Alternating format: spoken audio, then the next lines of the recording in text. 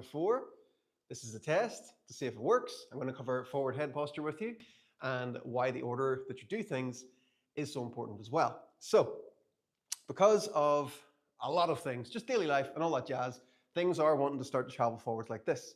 Now, it's not a problem for a long time, but it does start to rack things up, and on a long enough time horizon, those things can get worse, and then you can actually end up with a lot of neck problems, a lot of compression, and those symptoms can go as far as to like even decrease the strength of your grip, and you can get nerve pain, tingly sensations, all kinds of things can come off the back of that. So it's so important that you work on things in the right order and you address the stuff just enough to not let it become a problem later on in life, okay? So if you're having that your head feels like it's sitting forwards, or you're starting to feel like you're starting to develop a hump at the back of your neck, and you start to try and do neck exercises, which are actually good neck exercises, if I'm stuck here and I start trying to stretch my neck, all I'm starting to do is compress things further and annoy stuff, okay? So if we look at here, ooh, so if I'm here like this and I'm moving my neck around, everything's great, feels lovely. But if I'm stuck like this, then I have to compress here more. And then that starts to push all of this stuff down like that. So imagine this over time, over years and years and years and years and years, if we have my quick custom made couple of vertebrae and a disc in between, if things are able to sit up here and move okay, and I've got full range of motion with my neck, then that's awesome. But if I'm stuck here and I've got compression going on here and I start doing those same things, that's what this is like. So we're here. This is the more good aligned posture. Things are turning, things are lovely jubbly. But if I'm compressed, then this is what happens. And what starts to happen over time is there's more pressure on the disc on this side. That can lead to a disc bulge over time, but also at the back here, these boys start rubbing together. Like imagine if this was a lovely Oreo biscuit and I was starting to rub that over time, lots and lots and lots. That's where you start to get little extra bits of bone growth going on over time, or like wear and tear. All of that stuff happens from a positional thing, which, like I said, this is for you in 10 years' time, not now, not right now. Don't worry, you're fine now, you're okay, don't worry. So if we're thinking about that, then we need to make sure that the stuff down below the neck is actually moving properly so that we're not aggravating things over time. Even if stretching at the time feels like it's helping, you could be still aggravating things long term, okay? So we want to make sure that if our upper back is locked up, that's what's actually going to hinder us getting into a good position. So if I exaggerate these issues right now, you can hopefully get a bit of a better picture of it. So if my upper back is locked up and my thoracic spine isn't moving well, then in order for me to keep my head up, I have to compress at the back here. And then, like I said, I can try and do all of those stretches and stuff, and I'm just training my neck to stay here. So I actually need to make sure that I address here first, so that then I can actually get my head back into a safer position to do neck exercises. So we want to start with thoracic spine. Best way to do that, we have a natural curve, if you can see here, in our upper back. So it is already started to curve like that, and that is totally fine. That's a normal curve.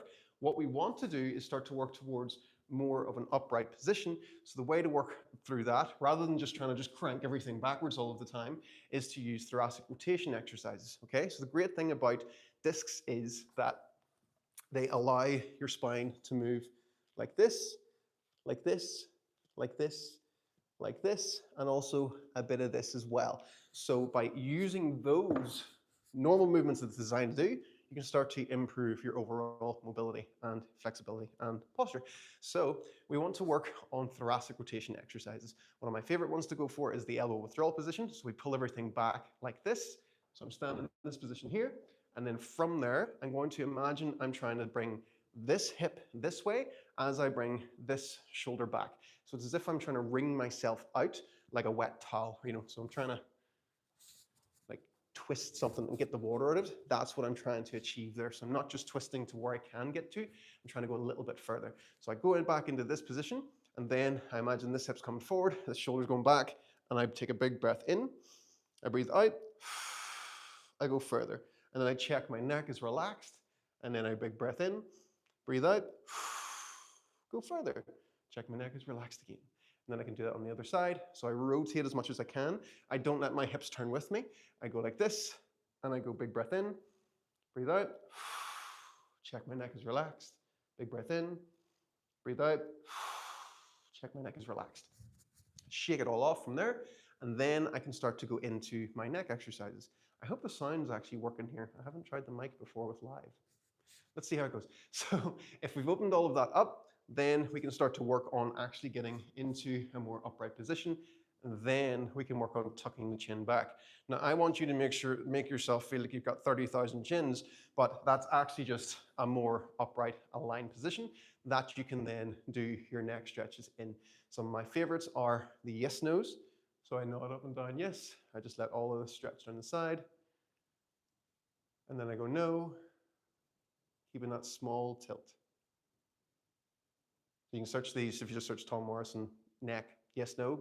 A video will pop up for them more in depth for you. So I lean away, I go yes, up and down. And then I go no, like that. And just allow the muscles to do the work for you. Your head's heavy enough, that will actually help to strengthen the neck muscles as well. So hopefully you can see there, you want to open up upper back first. Always start upper back first, then chin tuck, then neck stretches. You don't just go straight to neck stretches, okay? Otherwise, you're in a bad position, and like I said, you could be aggravating things over time further. So that's the way you want to think about things when you're working on your posture and your shoulders and your upper back. You want to work on the upper back first. Create the range of motion through the thoracic spine, because that's essentially what your neck and your head is sitting on. Then you look for better positioning, and then how well wrong is it if my joints crack when I do that? That should reduce over time, but if you've already, say, got a little bit of extra bone growth or whatever like that, you might hear a bit of like as you do things like that. Pretty normal. The big thing is that you're making sure you're working on all of these things. You're not grinding instead, okay? Your neck, for a lot of people when they first start doing this stuff, it like actually sounds like bubble wrap. They're like that. The more you work on them, it starts to reduce over time, so it shouldn't make as much noise. But generally, as long as a pop or a click or a wee noise like that isn't painful, it's nothing really to worry about. If every time I did this and there was a sharp pain with it at the same time, that will be something then go and get seen to in person, doctor, physiotherapist, get seen to and get their recommendation on it, get an MRI of your cervical spine. But like I said, if it's just a bit of noise, it's generally okay. And you'll notice if you're working on this stuff regularly and you improve the stability of your shoulders, that you'll be a lot less noisy, which is awesome. So yeah, nothing to worry about, but something to take a note of. So where was I getting to? Yes, upper back, neck. So always work upper back first, then do your neck, and then you would go into shoulder exercises after that as well. So think about this if we take it down to the shoulders too. If everything's locked up here, the neck's traveling forwards here, and I start trying to move my shoulder around and do all this kind of stuff, the nerves aren't being stimulated properly with the neck. Like there's some people that I've worked with that have had serious grip problems. Like I got them the whole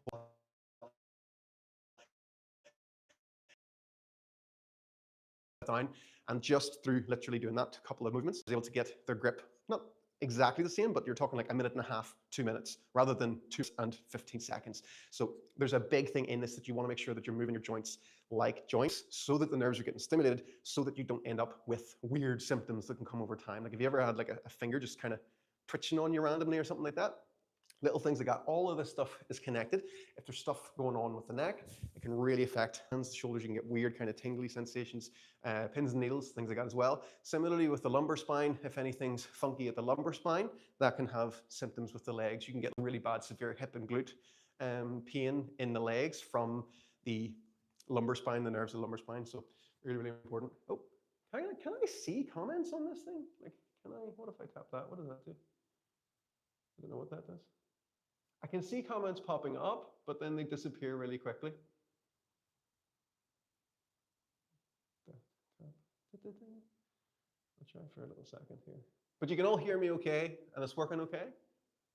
The main thing, so this is just a tester one, so I don't want to go on for too long, so yeah, we're nearly at 10 minutes. Big thing is, if you're working with your neck and your shoulders, start with your upper back first.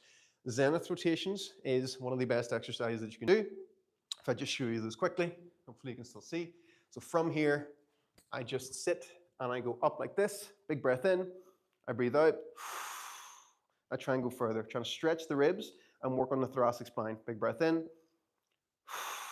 and I try and go further. You can do them sitting down as well. So if you're here, you can sit down, same idea. We just twist, big breath in, breathe out, and go further. So always, always, always working your thoracic spine. Don't let that seize up so that you're stuck here. Because even again, if my upper back's completely locked up and I want to put my arm above my head, that's as far as it's going to get. You're going to feel pinching at the front of the shoulder. You're going to be stuck on yourself. Or if I open up through here, whoop, I can now get my arm up above my head, which is what we're after.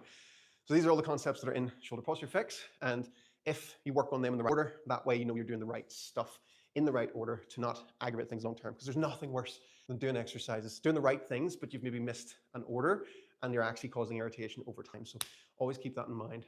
What does this do? Trying to look for comments. Brightness, that's not helpful. I can see, so we got 51 people watching. That's awesome, that's incredible. Did you say tingling? How do I click on that? So I've got,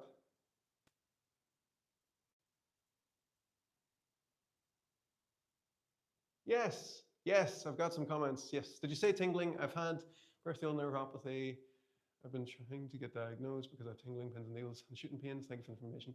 Yeah, if you start working on upper back and all of those neck motions and movements, don't force them. The big thing if you're working with your neck, don't like, so from here, like I can get to here, like I can squeeze myself right the way down like that, but I'm not gonna go as far as I can literally get to. I'm only gonna go to here and work there. That's plenty, okay? So again, imagine with your discs, you wanna think as you're doing your stretches, that you're going to like here, and then you go up and down like that. You don't wanna go smoosh and then grind, okay? So you don't go as far as you can go with your neck, just a little bit, and let it improve gradually over time. So if you need to start the first time, just kind of here, up and down like that, and you're feeling a bit of a stretch here, totally fine. And then as the weeks and the months go on, you can start to go that little bit further like that. So always remember, your neck can move fully left, fully right, up and down, and then also get the water out of the ears, get the water out of the ears. You've also got a bit of side to side action as well. So there's a few movements you can practice there. The big thing is that if you feel a difference now, so you can even try this with me right now, try those movements, go fully left, fully right, fully up, fully down, side to side, and then deliberately put yourself further in front, push your head forward, and try fully left, and already you're like, it just doesn't feel as nice, and then up right away, you're pinching stuff down. It's all right, I suppose, but still, you know, that feels nicer. That's a nicer stretch. Here and the side to side, you just feel stuff right away. So you always want to think about that if you're working on mobility and improving in, say, the ideal posture, that's where you're thinking about your anatomical kind of posture, and you want things being like this as you're working on stuff. But then outside of that, let yourself sit, stand, relax, chill out, whatever way you want, and you'll generally be okay, okay? So I don't walk around all day like this. I just let myself chill and relax. And I stand like this, and I'll sit at a desk and do all this here. It's as long as when you're moving, you're putting the direct intention into it. And that is the stuff that actually lets your body chill out and relax. Because that's the big thing. Throughout the day, you want to just chill out and relax. You don't want to be thinking, oh, keep your shoulders back. You just want to let your shoulders up, back, and down. Let them chill. Let them actually relax. Let your body actually relax too. Get rid of the stress. We don't need stress in our lives. So that's the big way to think about mobility stuff. And you're very welcome, John. Yes, head posture, jaw tension, and jaw-related problems as well. Check your neck as you're doing exercises, okay? So it's very common if you're struggling with something